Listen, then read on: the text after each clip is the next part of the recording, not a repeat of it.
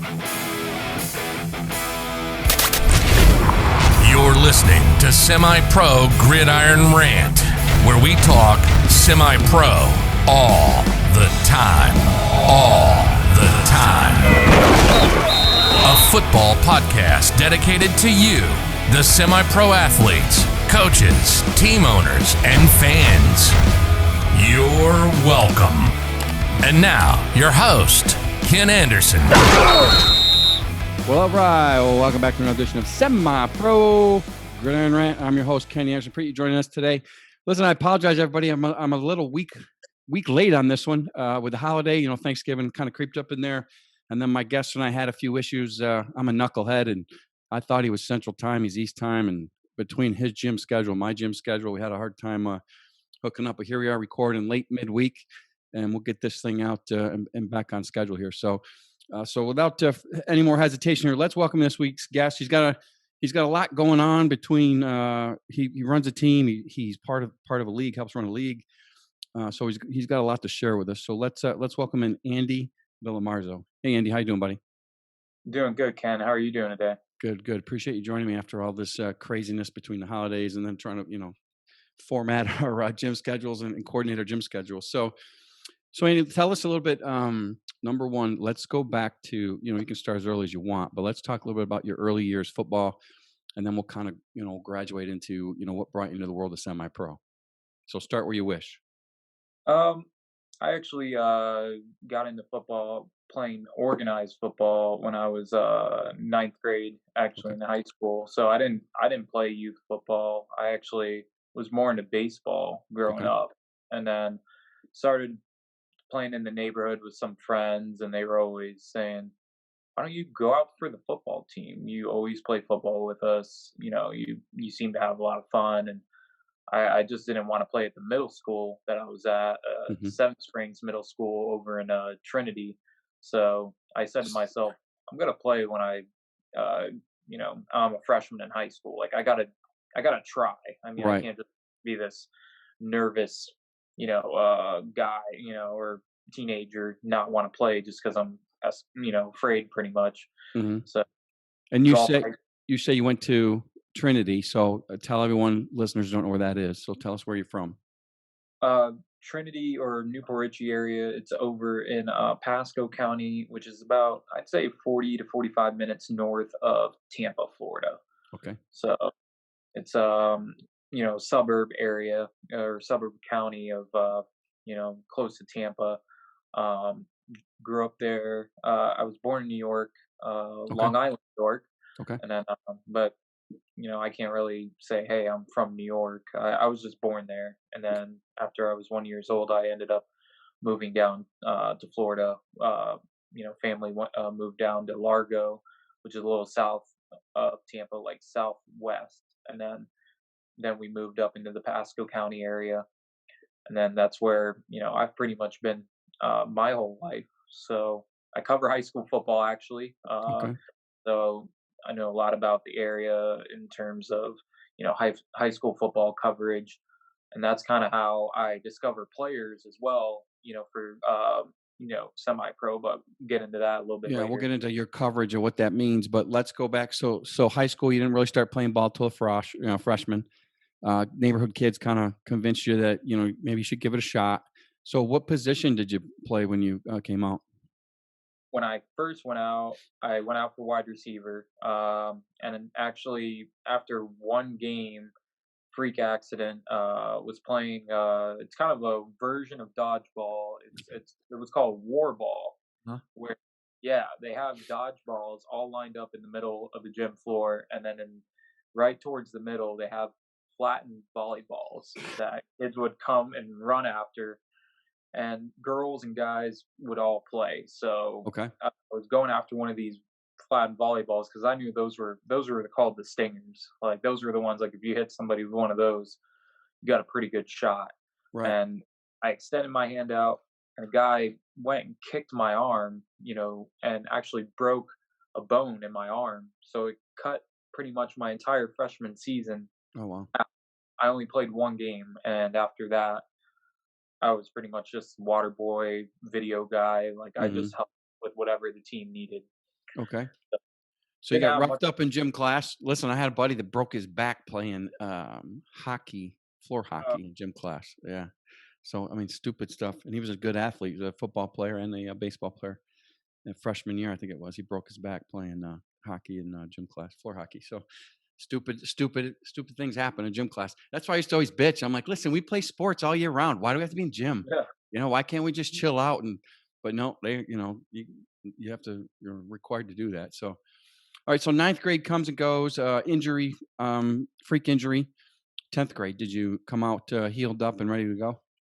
Came out healed up, ready to go. Position change though, I actually got moved into playing linebacker, Okay. and I actually play over the summer.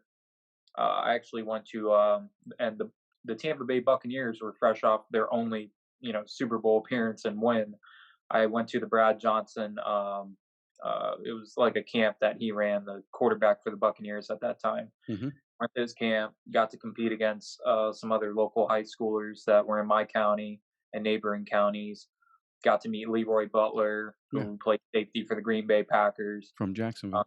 Yeah, yeah. Got to meet. I forget who else was out there. There were some other names, NFL guys that went out there, and got a great experience. Got re-energized to play football again for my sophomore season. But the coaches, yeah, the coaches are like, we're gonna move you to linebacker. We think that'd be a good move for you. And Okay. I'm like, I just and I'd never played linebacker before, but they just thought, I guess because of my speed, not it couldn't have been because of my size, because I was like a buck 50. That was my next question: is how big were you as a 10th grader? So you're only a buck and a half. Were you Mike, Sam, Will? What would you play? We played in a 4-4, so Okay. I was playing. What was it? I mean, I was one of the 2 middle linebackers, Mhm. so we played that 4-4 set because we saw a lot of wing T teams Yeah. in junior varsity. So a lot of teams wanted to play inside the box. Mm-hmm. So always defensively, always wanted to have 8 guys in the box. Really Right. just play, try to stop that dive or the sweep or the pitch, one of those things. Sure. And we went 5-3 that year. And Gulf High School is a school that's been around in Pasco County it's actually, I believe, the county's oldest high school. I think it's been around since the 1920s. And the school, at that time when I was in high school, starting in 2002 or 2003, the high school had never gone to the state playoffs ever. Wow. It was something, yeah, it was over 80 years that the school had not gone to the postseason. And Mm. us as going into the high school, everyone was always hoping to be that first group Sure. that led golf to the playoffs because it was just this long-standing thing that no one had ever experienced going to the playoffs as a Golf High Buccaneer. Cool. So 10th grade, you have a solid season. 11th grade rolls around. I'm assuming you get promoted to varsity. actually, didn't end up getting. I got promoted at the end of my sophomore year, and Oh, okay. then jerked around. Didn't go to workouts. Just was goofing off. Mm-hmm. Got Demoted. penalized. Yeah. Got demoted back to playing JV for a few games. Okay. After about 4 or 5 games, the coach decided, move you back up to play varsity. Ended up getting bumped up. The first game I get to play against Tampa Catholic, which now present today, very good program. Okay. But when we played against them, they were kind of in their down years. So Mhm. we were able to actually pick up our first varsity win. I think that was 2004 season. So we got our first win as a varsity program, and that of that season. So the team went 2-7 that year. It was kind of a rough year, and the coach actually at the time, he ended up getting fired after the season. Gotcha. Okay. So I went played through for a team that was pretty awful in high school too. I was a buck 75, and I was starting tailback, and I was like third or fourth heaviest dude on the team. So there weren't many dudes bigger than me playing the offensive line. So so we were undersized, but I hear you. We only had like 19 dudes playing, so it was it's Oh my tough to God, me. that's a great Iron Man ball. Yeah, I played both ways. I held, I was a holder on PATs, and I was return man on kickoff. I was on the punt team. I was on it all. So it's what you do when there's only 19 dudes.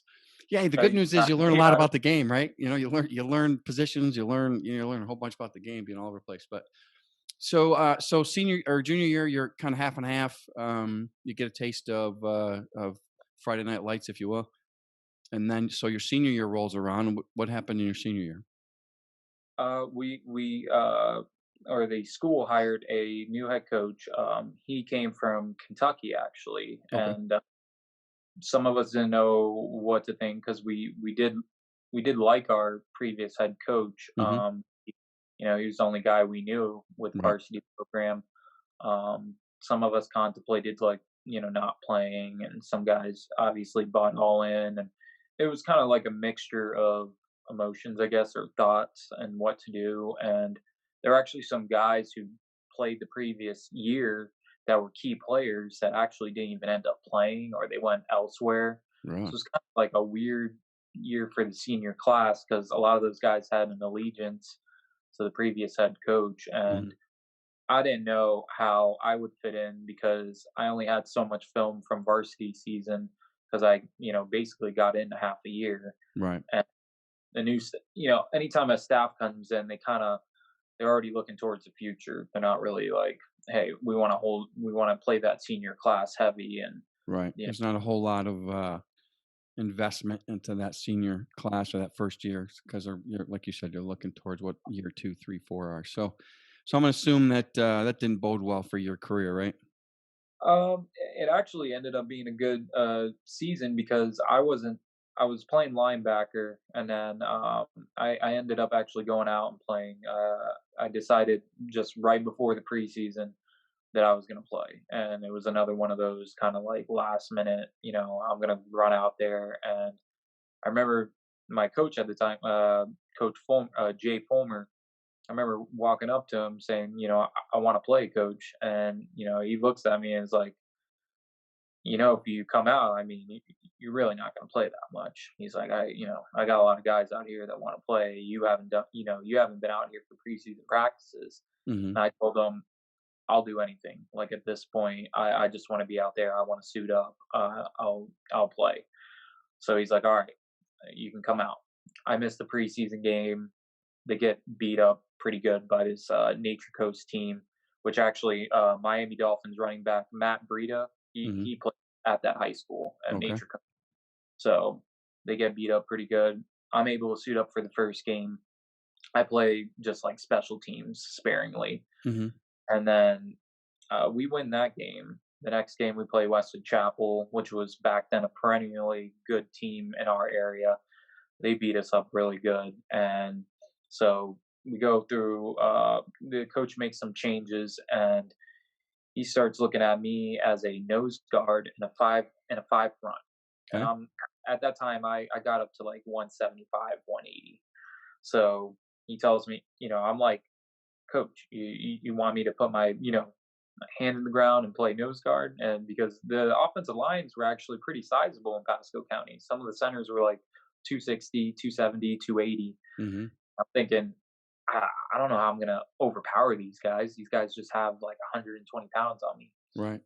but they're always like, get around these dudes. I don't care how you do it. Like find a way around them, Hmm. and just get pressure. So all I could think about is either swimming these guys or swim using a swim spin move, Hmm. which worked pretty good in pass rush situations. But in the run game, I mean, if they go to the right and I spin, the opposite side, I mean, it's like a wide open hole. Right. So it was we ended up going 5-5. We actually fell one game short, one district win short of making the playoffs, which would have Oops. been The first. yeah, it would have been the first time the school would have ever went to the playoffs. And us as a senior class, we were, we were devastated.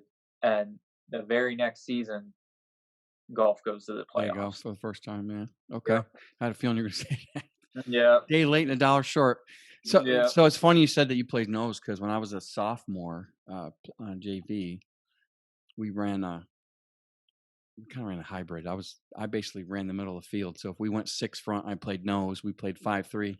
I would play Mike, and if we went to 52 or less, I'd play safety. So I patrolled basically the middle of the field depending on the call. Right.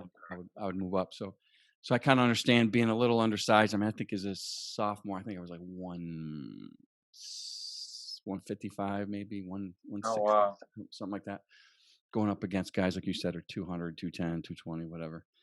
So it's different, but okay. So you got a taste of a different position. So high school goes by. You play any ball? Not before semi-pro. Did you go to college? You playing college ball? Any JUCO or anything? I didn't play any JUCO. I didn't play any college ball. I Okay. actually got into semi-pro, or my first taste was I was actually it was latter half of my senior year. I was bummed out. I didn't even know semi-pro was around, to be honest. I thought it Hmm. was you play college football or that's it. And I think that's as I got older and got into the semi-pro end of it, I started to learn like it's not very well known. It's not like everybody knows about this. It's the black market football league, but it's there's there's thousands of teams across the country. It's crazy how many that really exist. That it's like, why doesn't anyone know about it? And it's kind of what this part of this podcast is for. Is, hey, dudes, there's opportunity to play football. It's just Oh, get out there and well, now I think it's different now with Facebook and Instagram and you name it. There's a zillion different ways to stumble on it. Where when I started in semi-pro in '93, so it was a couple years before the internet came out. So it was a newspaper ad that yeah. that a guy from work stumbled upon and showed me. So so it's a different world today. But yeah, there's thousands of teams out there and thousands of opportunities. So walk me through your first season of semi-pro ball. What did that look like? I And where'd actually you ended play up actually? I played for this team called the West Coast Marauders, and it I've heard of them. wasn't yeah, and it's not 11. It wasn't 11-man. It wasn't 9-man. It wasn't 8-man. It was Okay. 6-man football. So it was 6. like yeah, it was like flag football with pads on. So when I heard about it, yeah, me and my one of my best friends, Rodney, we heard about it from a kid in school, and the kid didn't even play. He wasn't even on the football team. He tells me about it, and I'm looking at the guy like, you didn't even play high school ball at Golf High. Like, how do you know about football that's Mhm. outside, that's not college and it's the semi-pro you speak of? And he's like, yeah, man, come on out. It's Thursday night. We got practice. It's over at some like open field somewhere. So I tell my buddy Rodney about it. I didn't have a car at the time. He did. So Mhm. I was kind of like, hey man, maybe I I got hit an your ride. idea. You just got to drive.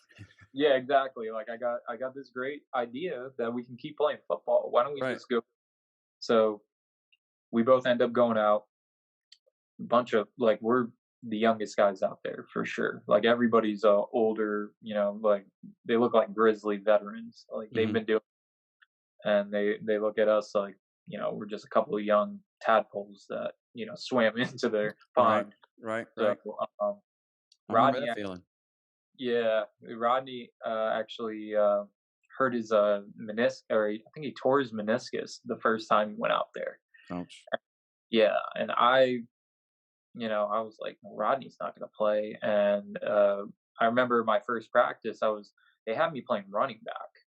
They were like, you look like a damn running back. And I was running the ball well, and they're like, "You got to have me on the team. You have to play." And I was like, I don't really have a ride." And they're like, "Well, we'll figure that out. We'll pick Mhm. you up." Guys on the team were more than welcoming to helping me out. So ended up continuing to play on the team, which As we as a running back. as a running back Okay. as like wide receiver. They Mhm. they had me because it was so unorthodox. You'd have the center. They had the team I played on. They wanted to run the football on 6-man, so they had like a 3-man line, Mhm. quarterback, running back, and then just like a couple wide receivers. Right. That was it. And the really athletic teams, they would just line up 4 wide receivers, just And center throw quarterback. bombs. Yeah, just go deep. Like one team they said the guy played for NFL Europe. I don't even remember his name or anything, but remember he's like 6'8". It was this same season, by the way. This guy's 6'8". He's just throwing bombs just hitting everybody, and I was like, wow. It was just the size difference from going Mm-hmm. from high school, which I saw some good sizable players when I was in high school. And I go up to semi-pro. I'm like, these are grown men. Right. They're like fully like these dudes they're huge. Right. Yeah, Uh, I had a little stop in the middle. I played a year at Canisius, so I kind of it was a D3 school converting to D1, but it was in Buffalo, and you see, like you said, you're playing with grown men, right? There's one dude on my team. They called him Grandpa. He was 26 years old playing. Here I am, 17. I walked on campus at 17, and got a dude 9 years older than me playing defensive end. So, I mean, it was just it's a different world. But I had that little transition. But yeah, I still remember walking onto my first day semi-pro, and there were some big dudes, and you're just like, and I was, how would you weigh? 150, 160? Would you say you weighed? that was my senior year. I was around 180s, and I continued around that weight that same season. So I was about 180 playing Yeah, running back, wide I walked receiver. in at 230 and felt small, and then my coach goes, "Well, we're gonna move you to tight end. I need you to put on 20 pounds." Like, oh, okay, sure, why not?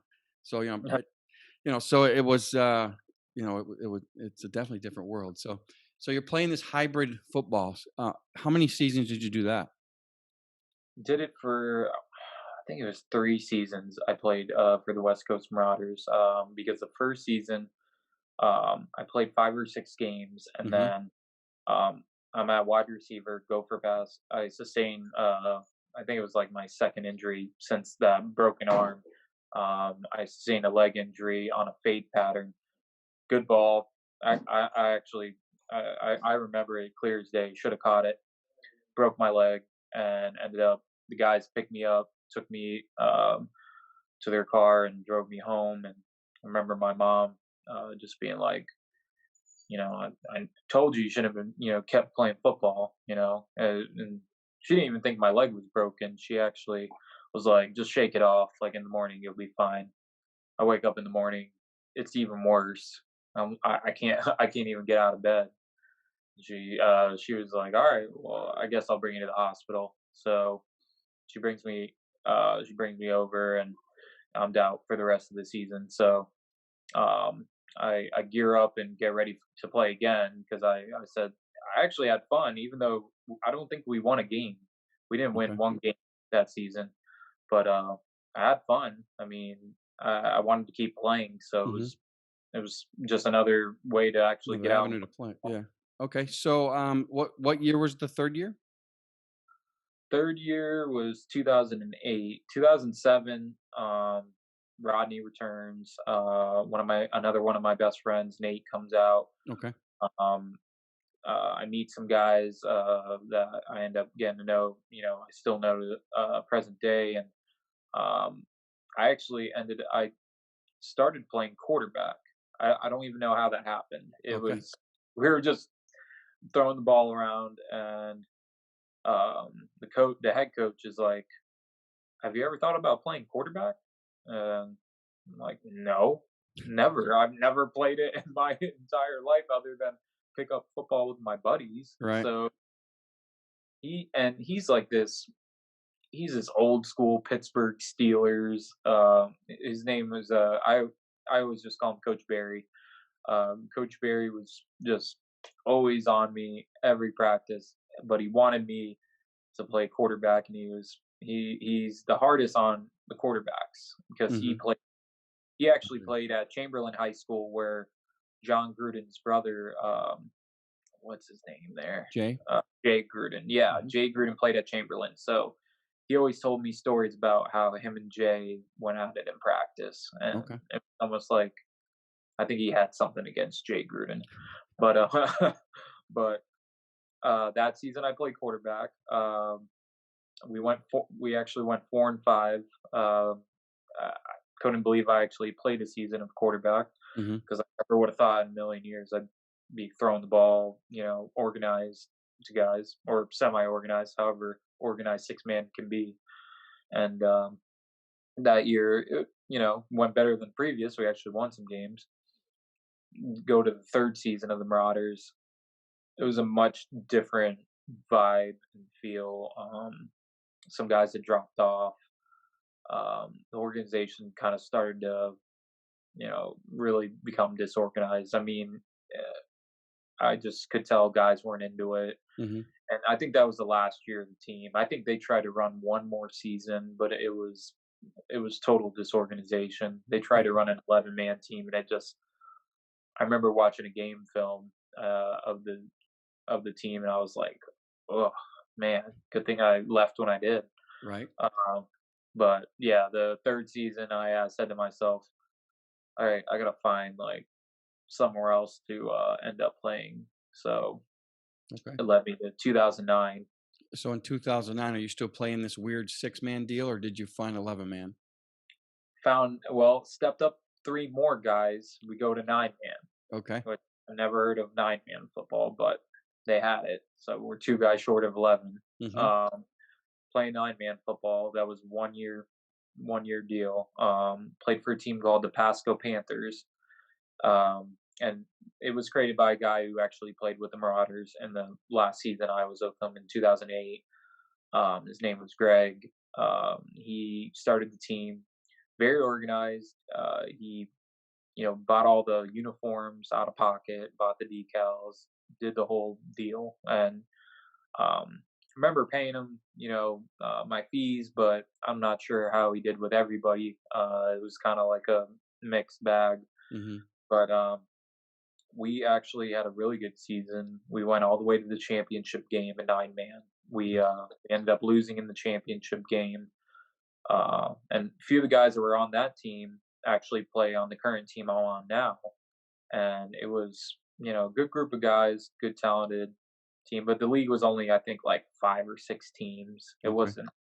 wasn't this big league where it was hard to really enjoy, winning championship. It's like you got a 1 out of 6 chance of winning it. Right. Right. For sure. I always liked playing in the bigger leagues because obviously you got a lot more competition. So, Exactly. so that was 09, right? So Yeah, in 2009. 2010, what happens? 2010, I was planning on returning to the Panthers, started going to some practices, and then, you know, Greg went out of pocket for the team in 2009. He Hmm. went all out. Kind of comes back with more of a mentality of the player fees are going to go up.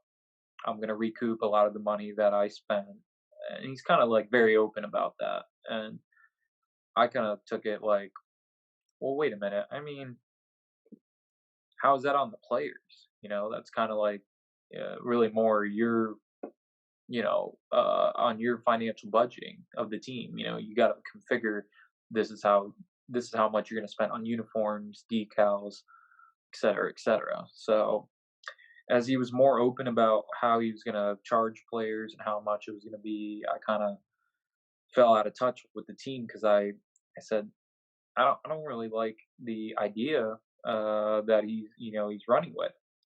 And some guys were asking me, well, what are you going to do? Are you going to start your own team? Because he challenged me to do that. He goes, well, if you don't like how I'm doing it, go run your own team. Hmm. And I'm Okay. like, okay, bet. I'll Right. go do my own thing. So So what year was this? 10 it or was 11? 2009. It was 9. 2009, but it was it was in October, Okay. and that's when I decided I was going to do it. It was Okay. very late in the game. Mhm. Anybody that started a team up, they know. I mean, It's starting tough. in the fall, yeah, it's tough. And I just took a shot in the wind. I said, if it works, great. If it doesn't, I mean, I'm sure I could, end up playing for somebody. Some of the guys that played with the Panthers heard of my idea. Not too many of them jumped on board, but what I started doing, because I wasn't really trying to go with this idea of I'm going to pluck all these guys from his team, because I'm Right. not that kind of guy. I Mhm. don't really look at other people's teams and say how can I plunder all their players until Right. they don't have anything. I said, well, I'm gonna put out ads. In 2009, like Craigslist was big. There was a semi-pro board. I remember that Mhm. semi-pro I remember that. football. Yeah, semi-pro football. The HQ. They Mhm. had that Yeah. message board. I put a Yep. ad on there, and then I used maxpreps.com, the high school site, and I looked at all the neighboring high schools, and I looked at all the seniors, and was saying I actually used MySpace to reach out to a lot of these guys because that was still a thing. MySpace. So I was on MySpace. I'm like inboxing random. Did you have special music and everything just for the team? Yeah, well, I think I had like I think I had like Remember the Name or something, one of Gotcha. those, All or right. the War by Angels and Airwaves, because Okay. I liked that whole Two-A-Days show by MTV with Okay. Rush Probst. I remember that song, and I was always like, that'd be a cool song to have for like the team page, you know? Okay. A little trip down memory lane there with the old MySpace. All right, cool. So you Yeah, used some MySpace for advertising. You used a whole bunch of these different advertising. You're recruiting other people, which, I'll commend you on that. You're right. Most people try to rape somebody else's lineup or lineups and try to build their own team for that. So you start late in the game, and you're going to decide you're going to introduce people to the game that haven't been introduced to it before. So how, number one, did you get a team together starting that late in October? And number two, how many people did you have? we did. And I think that season, or to start off, we played our first ever game. It was a preseason game. I want to say it was in late December or early January. We played a team called the Northport Nightmares, which they only stuck around 1 year, and then they kind of developed into something else. But we played them in the preseason, got guys together. I think we had like 41, 42 players. Like I gathered enough random guys together, and we were able to, and I played quarterback again. I made my second cameo doing that because couldn't really find a signal caller anywhere, and I said, well, if I'm going to start this craziness, I guess I'll be the signal caller for it. And So you're the owner. Are you the coach? I'm the owner, but not the coach. Okay. Coach Barry returns. Gotcha. Okay. He comes back into the scene. I remember him, and I'm like, all right, I'm gonna get Coach Barry from the 6-man days. Okay. So the head coach, Nate, who played that season, one of my best friends, he's the offensive coordinator. Rodney comes back. He's playing kind of off and on because he had some things going on, but he's playing linebacker, fullback, anything we need from him. And then it's a crazy array of guys. I mean, we had one dude named Mick. I think he was like 50 something years old. He was doing triathlons and stuff. Every team's got at least one 50-year-old on it. That's just part of semi-pro ball. Yeah, that was our guy. There you go. We said, here's our, proverbial 150-plus-year-old, Right, guy. right. So Perfect. You met that requirement. Check. Next. Yeah, exactly. It's like, you played semi-pro if you had a 50-year-old player on the team. Exactly right. Okay, cool. So how successful was that first year for you? We went 3-7, which Okay. we won our first game, but it was one of the most unusual, first games for any season because show up to this field. It's out in Webster, Florida, which it's hard to really even describe where the heck this place is at. It's like south of Ocala, west of Orlando by an hour. So it's kind of in the middle of nowhere. Was it say no man's land? It was no man's land. Yeah, that's basically what I want to say, but I'll give the town a name because it did have a name. It was a very small rural town. Okay. And go out there. It's a little YMCA place, and we're looking around. I mean, there's a few guys from the other team kind of gathering. We come out there and we got our 40 guys. I mean, everybody made the drive. Everybody's excited because it's the first, and the team is at the time called the Anklo Pirates because we go through some name changes here throughout the time of the Pirates. Anklo was the name to start off with because of the it's a sound that's off of the Gulf of Mexico, and it was nearby to where I lived. So I was like, we'll just call it the Anklo Pirates. Mm-hmm. That name kind of stuck. So we play this team, but we're looking around and there's no refs. no refs in sight. No, and I mean, yeah, I know that's not an unusual Right. thing. Like all of us probably have been there where we're doing the whole like pacing around, like 5 minutes before game time, and you're wondering when the refs are. yeah, we're just and if I'm hosting a game, I'm calling them frantically Right. because everybody's looking at me like, Andy, where's the refs at? Like, what's Mm-hmm. going on? Mm-hmm. But it wasn't my home game; it was an away game. Right. So guys were all coming up to me, and this is only our second game in team history. So I'm like, I don't know where they're at. And I called the commissioner of the league and I said, well, what are we gonna do? We drove like two hours to come play this game. Mm-hmm. And he goes, play the game, find somebody to time the quarters, keep the score, and we're gonna honor it. The craziest thing I think I ever heard. Hmm. And I'm like, how are we gonna this is crazy. I tell the other team this and they agree. They're like, fine, that's cool. Like, find somebody that will keep the time and will keep the score, and we'll play. Hmm. So I So got basically, a couple game with no penalties unless it's blatantly obvious, like a pickup game of basketball. pretty much. It's Okay. this is why I'm like, this is the wildest. Yeah, I mean, welcome to semi-pro, right? Your second yeah, game, and you're already welcome to owning a team. Good times. yeah. It was crazy. We ended up winning 31-2, so it wasn't Oh, like wow. it. Wasn't even Yeah, close. yeah. And they had. I kind of could tell from that first game. I said that team's not gonna last too long because they got Right. like 19 players, 18 players, something like that. Mm-hmm. So Well, it should also been a strong indication because it's the home team's responsibility to make sure there's refs. So if they weren't even smart enough to get the refs organized, you knew that wasn't gonna happen. They weren't gonna stay around. So your first year, 3-7, not a bad year. I mean, it's for my first year, I think when we started a team, I think we're 500. Second year, right? I think we're 500 again. So I mean, 3-7, you're flirting with 500. So I mean, that's kind of where you should be, especially a fresh startup without many semi-pro experienced players. So Mhm. so let's fast forward a few years. The team you're wearing right now, the logo, same team. Same team, different name. Or I mean, just the city name affiliation. It's the Dunedin Pirates You said now. still Pirates. I remember the Pirates part. So okay. So you've been in existence for how many seasons now? Had you have played this year, this would be what season? This season is actually be our 10th Oh, overall season wow. of Okay. That's Pirates. awesome. Yeah, that's awesome. Okay. So, and kind of, let's not go each season, but kind of give me a breakdown. I mean, how successful have you been? Have you won any chips? Have you, any national appearances? Kind of break that down for me. Um, we won. We've won one division championship. That Okay. was 2012. Our best team we had in team history. We come one game short of playing in the league championship that year. Got us a berth in the national football events. Was it the AAA championship? It was the Tangerine Bowl Mm-hmm. over Deltona.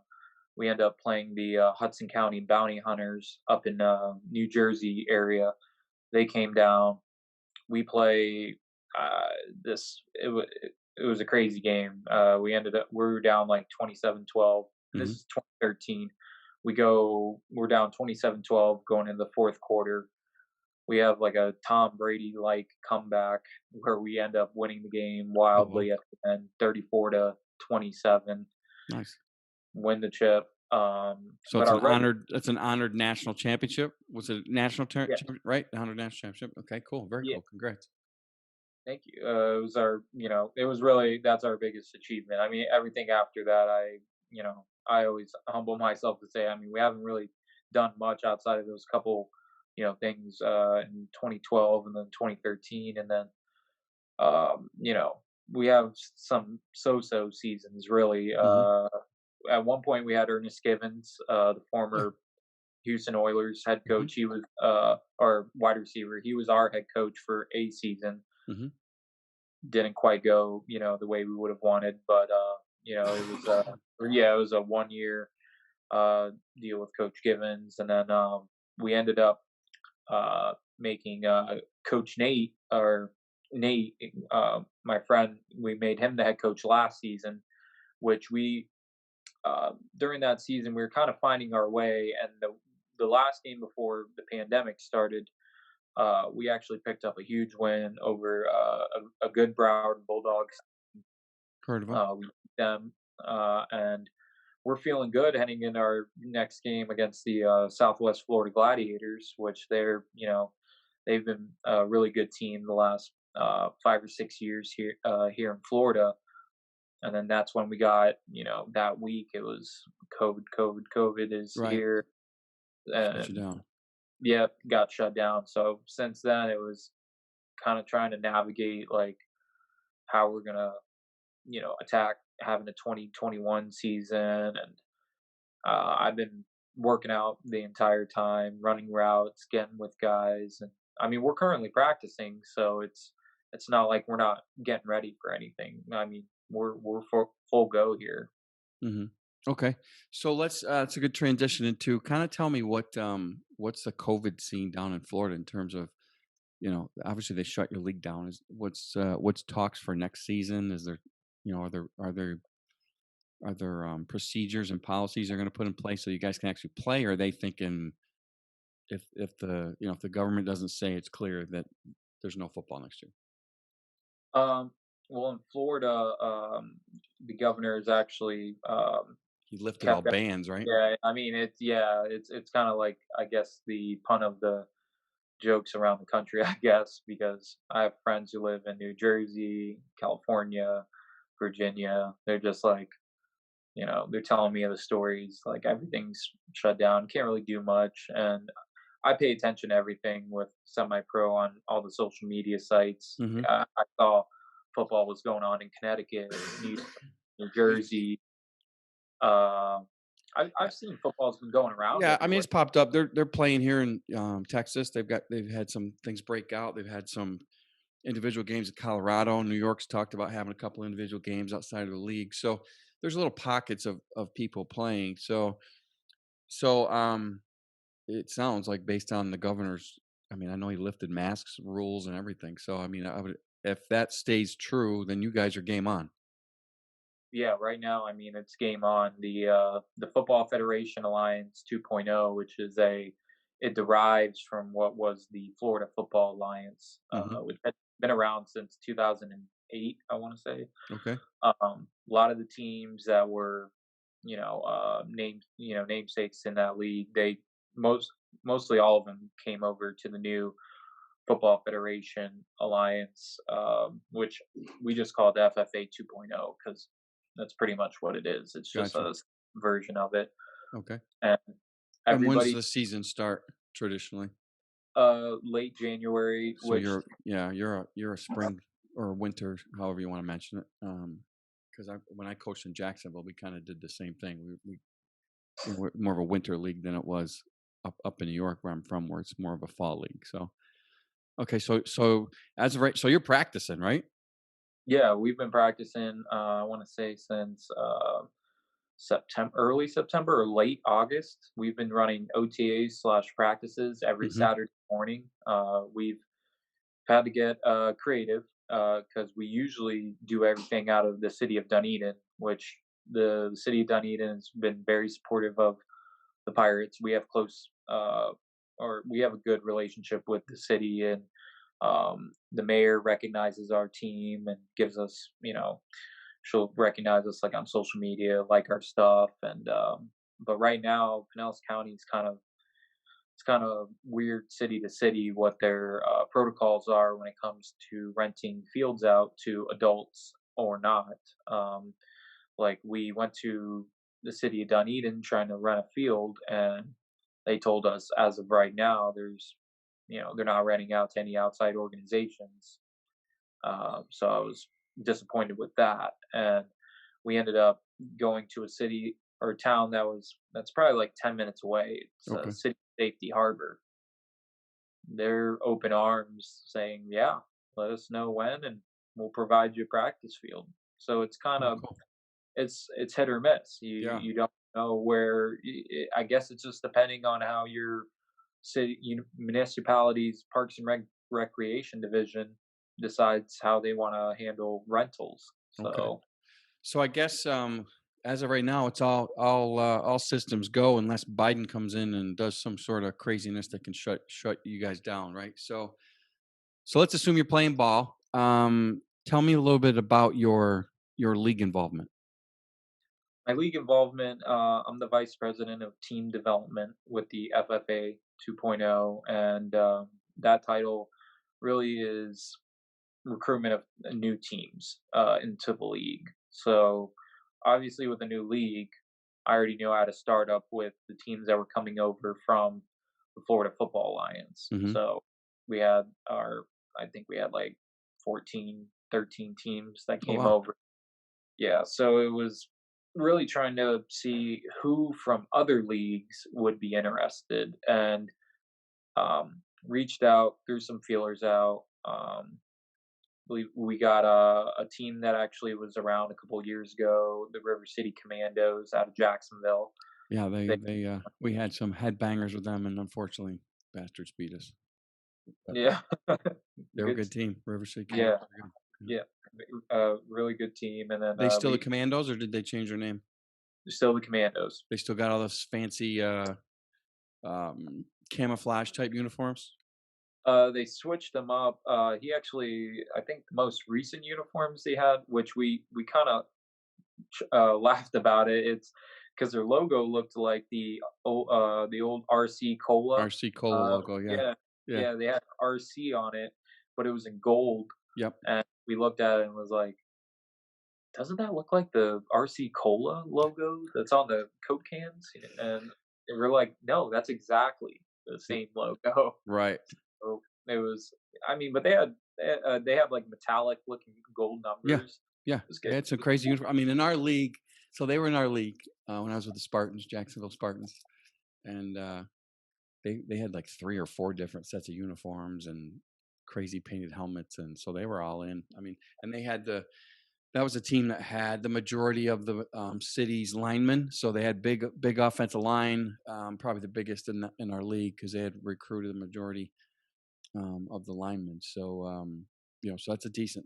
I mean, the year I played, I think they won the league, or the year I coached a couple years, I think they won the league both years. So so they're a talented team. So that's a good team to have your league. So how many total teams? You said you brought over 13 or 14. How many are you looking for going into the season right now?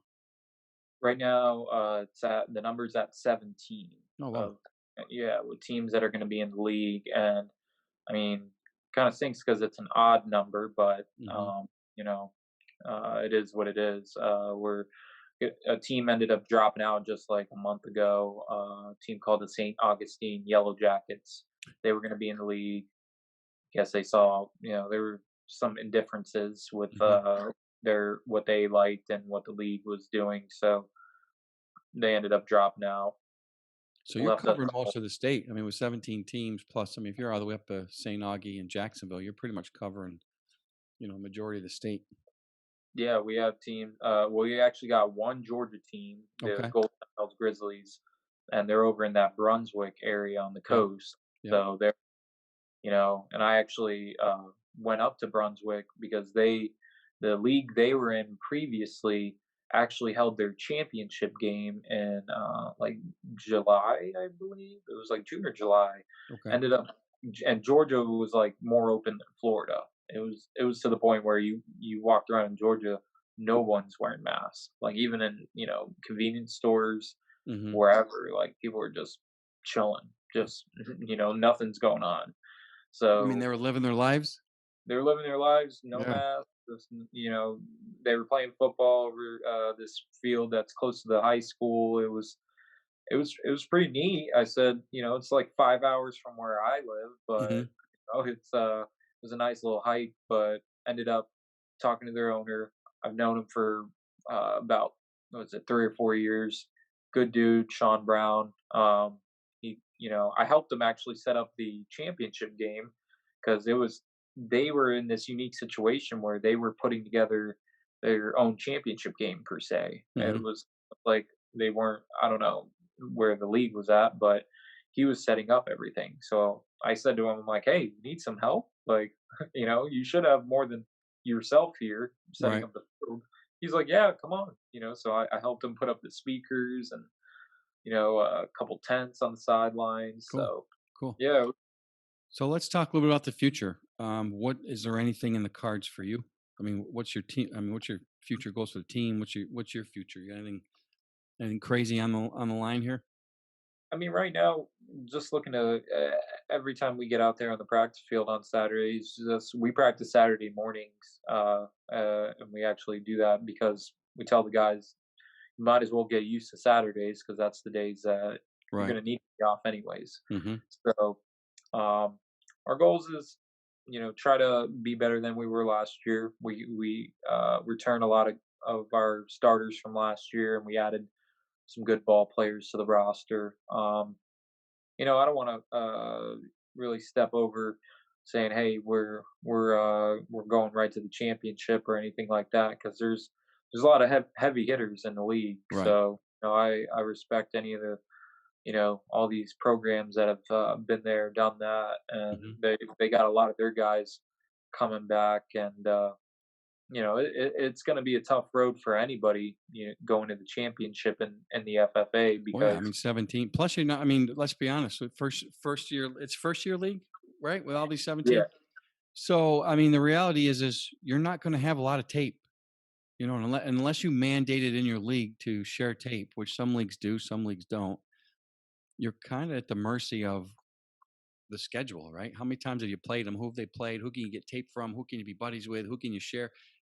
You can get some of their old stuff, but dude, yeah, watching a team yeah, that played last year could have a different head coach, a different offensive coordinator, a different quarterback, a different, middle linebacker. You can have 18 different things that make the team not even close to what you saw on last year. So it makes, having that new league and not having a whole lot of history is the reality is anyone can win it. I mean, could it be the Commandos because they have a history of winning championships? Maybe. Could be some schmuck team that just started that nobody knows about.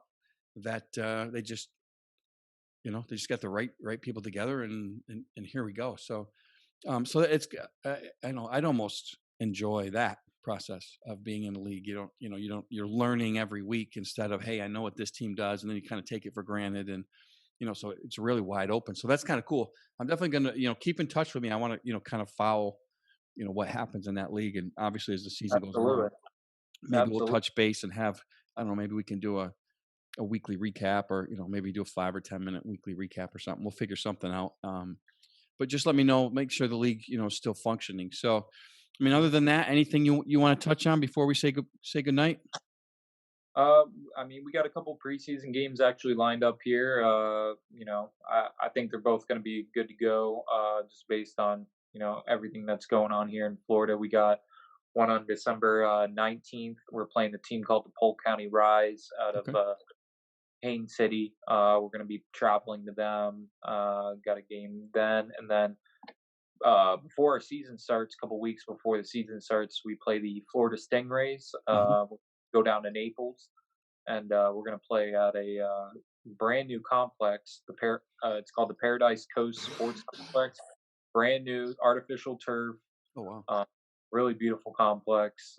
Get to play them, which they're in our league, but we don't play them in our schedule. So we thought it'd be a good chance to see somebody that's in the FFA Hmm. on the south side of the conference. I And think that's the league I coached in, was the FFA, if I remember correctly. I forget. But so let me ask you this: for anyone in the Florida area that owns a team or is on a team, and you may want to switch leagues, is it too late if they decide 2 weeks from now, hey, we want to try your league out? Can they get a hold of you and join? I always forward people to the league president, Anthony they call him Cheese, Anthony Smith. I always say, because the way I would go about it is, if you have the funds and you have everything together as a team, you're organized, and people can vouch for you. I mean, I always say in this process, because I've heard criticism of how I went about it, and I'm not very, I'm thick-skinned. I'm just like, whatever. I mean, I think there's no league that can say, hey, we vetted and looked at all these teams, all of Right. them Every went with league one has someone color. that drops out every year. I mean, it is what it is. Yeah, that's why I've seen decorated teams that have been around for years forfeit and have to walk away. I mean, it just happens. It's semi-pro ball, guys. Most of the income comes from the player fees or, the owner's pocket. I mean, I owned for a couple of years and it cost me thousands and thousands of dollars out of my own pocket to have a team run. So, okay, so there are possibilities. So, and if we have any players that are in the Tampa area that are looking for a team, how can either the teams or individuals reach you? What's the best way to get at you? I always tell players, I always direct them to go to our website, www.dunedinpirates.com /registration. Okay. We've had our busiest off season when it comes to players. A lot of people have kind of been like, I don't know how that is because of what's going on, but Well, I think a lot of people getting the itch, right? They got screwed out of playing. Now all of a sudden everybody wants to, now they're getting Jones and they want to play. So I think we're going to see a huge turnout and probably more successful practices is my anticipation for most teams, because guys are going to realize they took some shit for granted, and they're going to want to practice. They're going to want to get better, and they're going to want to show out because they missed a whole year, or some guys missed half a year. Some guys are missing 2 years. It just depends on where the season falls. So, all right, so they can reach out to your website. That's fantastic. Any last requests? No, I mean, I hope everybody around the country that plays this level of ball, semi-pro, adult, amateur, whichever way you call it, everybody just keep plugging away, keep pushing, try to have your season. To me, it's everybody's trying to figure out a way to have their season. And to me, as I watch the NFL and college, I mean, I'm a bigger fan of the NFL. I just look at everything. Like today, we had a game, Ravens Steelers, 3:40 during the day. I say you're gonna have to do things unconventionally to figure a way to play your games. If you don't play at your regular home field and you got to go elsewhere, you do it. If you got to switch venues and go to their place to play the game, and you pay for the refs and figure it out then. The key, I think the key for the next season or 2 or 3, who knows, is finish the game. Get on the field, finish a game, enjoy the process of practice, enjoy playing, and enjoy the sport, because we just realized that at any point, at any time, they can pull it from us, right? So at any time. So whoever's listening, guys, seriously, just if I could play, if I wasn't almost 50 damn years old, I would enjoy this season, and I'd ball out. I'd be in the gym going crazy. I'd be, jogging, doing whatever I can, and I'd make sure I ball the hell out this year. That's amen to that. Yeah, absolutely. So, all right, my man, Andy, I appreciate, you sticking with me here. I know it was a pain in the ass to get us together here. I enjoy sharing your story. We will get more on, especially, like I said, maybe we'll do maybe I'll bring you in. You can do a quick recap of the league, or you can send me a recap of the league and your own video, and I can post it along with my stuff. We'll figure something out between us. But I do like to, keep, pushing your league, and, I get listeners from Florida all the time. So it'd be nice to extend that out. I appreciate that. All right, buddy. Appreciate your time tonight. Have a safe and healthy Christmas and New Year's. You as well. I appreciate it. So much for having me. Absolutely. You're welcome. See ya. Thank you for listening to this week's episode of Semi-Pro Gridiron Rant. We hope you enjoyed the show. For more episodes, please check out the website at www.semiprogridironrant.buzzsprout.com.